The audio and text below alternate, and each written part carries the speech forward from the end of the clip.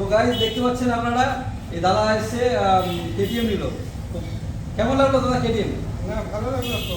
আমি তো এর আগে এখানে আসিনি, যাই হোক মানে অন্য শোরুমে গেছিলাম, অনেক বাইক নিয়েছি।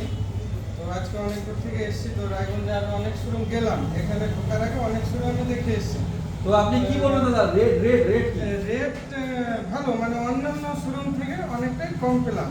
আচ্ছা। তার কারণে তো আমার নেওয়া এখানে, কারণ না তো আচ্ছা, অন্য আচ্ছা। শোরুমে নিতে পারতাম। ঠিক আছে, রেট কম পেলাম, এখানে একদম ভালো লাগলো। আপনার ফ্রেন্ডদেরকে কি বলবেন? আমাদের ফ্রেন্ডদেরকে ফ্রেন্ডদেরকে বলতে পারি নিশ্চিন্তে আসতে পারে এখানে, কারণ জেনুইন। আমি যে গাড়িটা পেলাম কোনো কাজ করার নেই শোরুমে, এক্সট্রা যেরকম কাস্টমার দিয়ে গেছে সেই হিসাবে আমি আবার উঠালাম। আচ্ছা আচ্ছা, আপনি তো ব্লগ দেখে আসছেন আমাদের, তাই না? হ্যাঁ, আমি আর ব্লগ তো দেখেছি এর ঠিক আগে। আছে, আমাদের এক্সট্রা আপনার যেটা থাকলো তেল হেলমেট সবই আপনাদের দেওয়া হয়েছে, ঠিক আছে? আপনারা আসুন, কাস্টমারদেরকে বলবেন আমাদের শোরুমে আসার জন্য, ঠিক আছে? অবশ্যই, অবশ্যই। ঠিক আছে, আমি চাই গাড়িটা আসেন, দেখেন, ভিজিট করেন। সব রকম আরো কোয়ালিটির গাড়ি আছে, আমার এটা পছন্দ হলো, আপনাদের যেরকম পছন্দ হবে নিতে পারেন।